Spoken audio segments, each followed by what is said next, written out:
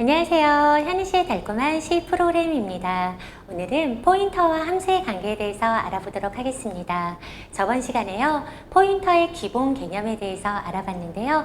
앞으로 포인터가 어떻게 활용되는지 수업을 하면서 하나씩 알아가 보도록 하겠습니다. 자, 그러면 오늘은요, 일반 변수를 선언을 해서요, 이걸 포인터와 함께 써보도록 해보겠습니다. 자, 여기 보시면 A라는 변수가 3이 있고요. B라는 변수가 5가 있습니다. 그러면 A는 인티형의 메모리니까 4바이트가 잡혀서 3이 들어갈 테고요. B도 인티형의 메모리니까 4바이트가 잡혀서 이렇게 5가 들어갈 겁니다. 자, 그러면 제가 이 프로그램에서 하고 싶었던 일은 뭐냐면 이 수압이라는 함수로 가게 되면 A와 B 값이 교환되길 바라는 거예요. 즉, A라는 값에는 5가 들어가길 바라고 B라는 값에는 3이 들어가길 바래서 이 두 개의 값이 교환이 돼서 결국 A와 B 값을 출력을 하면 출력되는 값은 5와 3이 되길 바라는 겁니다. 그러면 우리가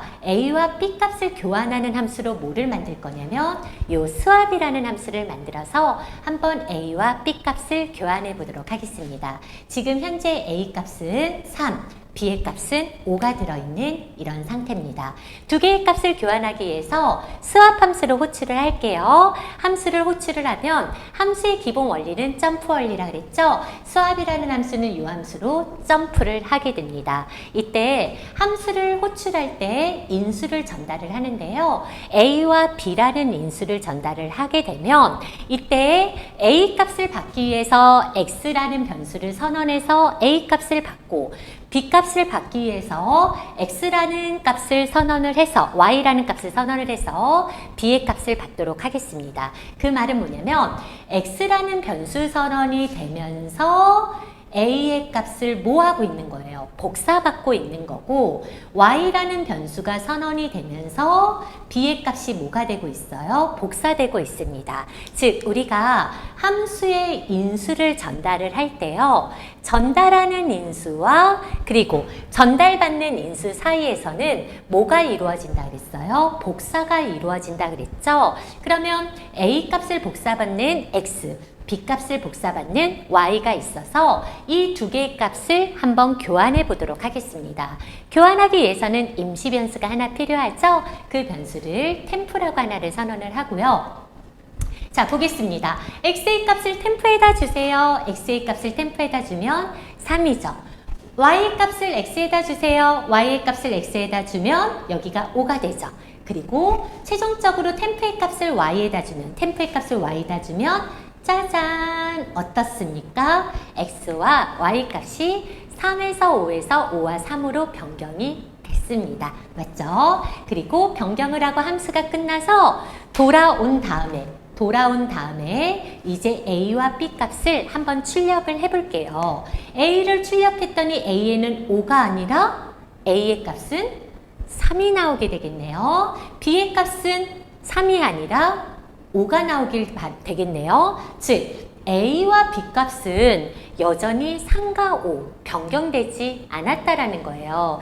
이게 무슨 말이냐면 함수의 기본적인 인수 전달 원리가 복사 원리예요. 무슨 말이냐면 여러분들 이렇게 전달하는 변수를 원본이라고 생각을 하고 A, B를 원본이라고 생각을 하고 여기서 이렇게 전달받는 X, Y를 복사본이라고 한번 생각을 해볼게요. 그러면 A, B의 원본과 똑같이 생긴 복사본이 하나 생기는 원리예요. 함수의 전달 원리가 A, B와 똑같이 생긴 복사본이 생기는 원리거든요. 마치 우리가 책이 있는데 책을 제본을 떴어. 제본을 떠서 똑같이 생긴 복사본이 하나 또 생기는 거라고 보시면 돼요. 그럼 여러분들 책에서 복사본에 막 필기를 하고 지지고 볶고 막 찍고 난리를 쳐도 코딱지 묻히고 막 난리를 쳐도 이 원본은 바뀌어요? 안 바뀌어요? 안 바뀌죠.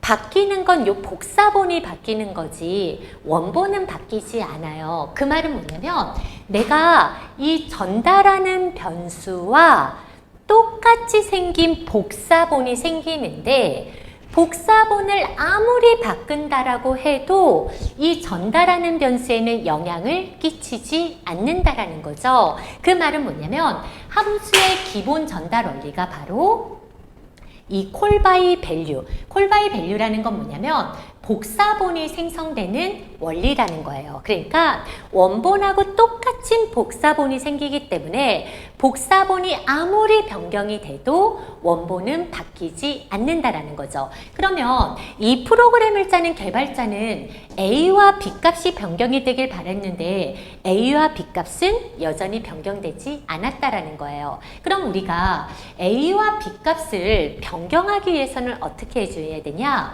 이 수압이라는 함수에서 A에 와서 이 값을 바꾸고 수압이라는 함수가 B에 와서 이 값을 바꿔줘야 돼요. 그러면 우리가 수압이라는 함수로 A와 B를 전달하면 안 되고 이 A에 올 수 있도록 A가 살고 있는 곳에 주소를 넘겨줘야 돼요. B도요, B를 넘겨주면 안 되고 B가 살고 있는 곳에 올 수 있도록 B에 뭐를 넘겨주셔야 돼요? 주소를 넘겨줘야 돼. 아니 이게 무슨 말이냐면 제가 여러분들 초대했어요. 저희 집에 놀러오세요 하고 초대를 했어요. 그럼 여러분들 주소가 뭔데? 물어볼 거 아니에요. 여러분들이 저희 집에 놀려면 여러분들은 저희 집 주소를 알고 계셔야 되죠? 마찬가지예요. 지금 우리가 A와 B의 값을 변경되길 바라는데 A와 B를 그냥 넘겨주면 복사본이 생기니까 변하지 않아. 그러면 너 와서 A 값을 변경해. B의 값을 변경해. 그러면 A와 B가 살고 있는 곳에 뭐를 넘겨야 돼요? 주소를 넘겨야 되고 주소값을 넘길 때 받을 수 있는 변수는 몇 분이 없어요. 맞아요. 포인터 변수뿐이 없죠? 그럼 여기가 이렇게 일반 변수가 아니라 뭘로 선언을 해주시는 거예요? 이렇게 포인터로 이렇게 선언을 해주시는 거예요.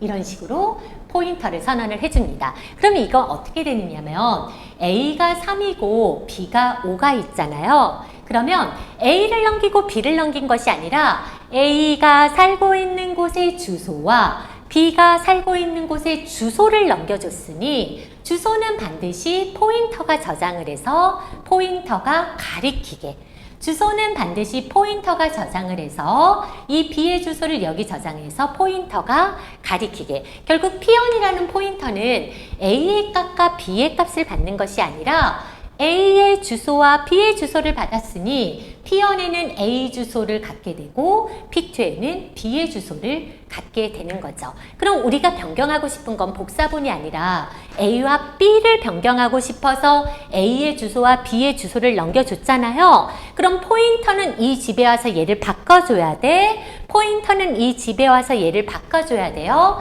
그럼 코드가 어떻게 돼야 되냐? 템프에다가요. 일단 뭐를 넣어주냐면요. 템프라는 임시 변수에다가 P1이 가리키는 값으로 역참조를 해주는 거예요. 그러면 템프라는 임시 변수에는요. P1이 가리키는 값은 뭐죠? 3이죠. 이 3이라는 값이 이 템프에 들어가는 거예요. 맞죠? 그리고 P1이 가리키는 값에는 P2가 가리키는 값을 넣어주세요 라고 했어. 역참조 연산자죠. 단항 연산자 별 붙으면 역참조라 그랬어요. P2가 가리키는 값을 P1이 가리키는 메모리에 넣어주세요. P2가 가리키는 이 값을 P1이 가리키는 메모리에 넣어주세요. 5가 쏙 들어가죠. 최종적으로 P2가 가리키는 메모리에는 템프의 값을 넣어주세요 라고 하면 P2가 가리키는 요 메모리에 템프의 값이 싹 넘어가면 여기에는 3이 들어가게 되는 겁니다. 짜자잔! 어때요? A와 B 값이 완전히 변경이 됐죠. 그쵸? 그럼 뭐냐면 여러분들 이렇게 정리해 주시면 돼요. 뭐냐면 내가 그냥 전달을 하면 이 전달하는 변수에 복사본이 생겨서 전달하는 변수에 어떠한 영향도 미치지 않는다는 거죠. 그럼 저는요, 이 전달하는 변수가 변경이 되길 바라는 거야. 그러면 이 변수가 어디에 살고 있는지 알려주기 위해서 주소를 전달을 해주는데 그 전달 방식을 우리는 뭐라고 한다? call by address, 주소를 전달하는 방식을 넣어주시는 거예요. 주소를 전달하는 이유는 뭘까요? 변수를 전달을 할 때 이 변수의 값이 변경되길 바라고 이 변수의 값이 변경되길 바라는 거죠. 변경되길 바라면 포인터가 받아서